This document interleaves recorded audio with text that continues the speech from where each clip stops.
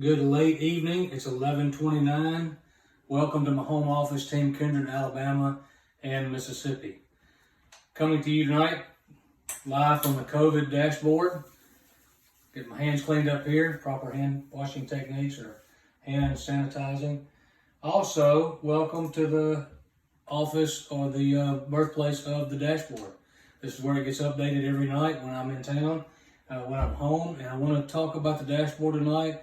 The COVID-19 dashboard and the Kindred at Home Mississippi and Alabama dashboard. First, let me tell you a very quick story.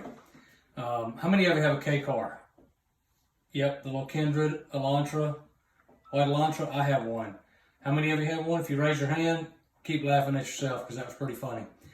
Well, funny story about my K car. I was driving home one Thursday afternoon, and I was between Montgomery and Tuscaloosa, getting pretty close to home, and that's a pretty long stretch. Not much between Montgomery and Tuscaloosa. It's 2-lane, 4-lane, 2-lane, 4-lane, 2-lane, 4-lane, 2-lane, 4-lane, 4-lane, 2-lane. It's awful. Well, I looked down at my gas gauge and I had 4 miles empty. I don't know how that happened, but it happened.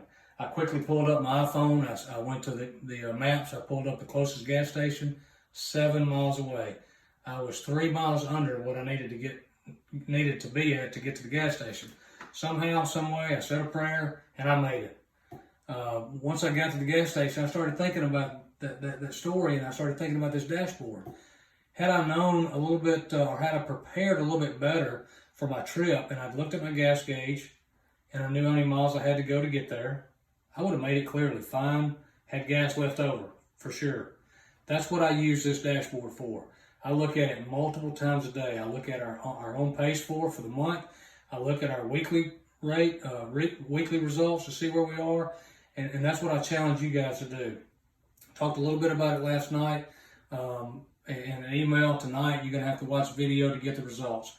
So Thursday night, everybody sent in their projections. I think I told you guys it's 11:30. I just finished tallying the results. Mississippi, we finished 214 on a goal of 244. That's 30 behind for the week. Our March on pace, 89%. That's 117 behind our March goal. Not where we need to be. North Alabama, 128 on a goal of 161. That's a 79% to plan for the week, or 34 behind. Not where we want to be. For March, our own pace is 88%. That's 94 behind.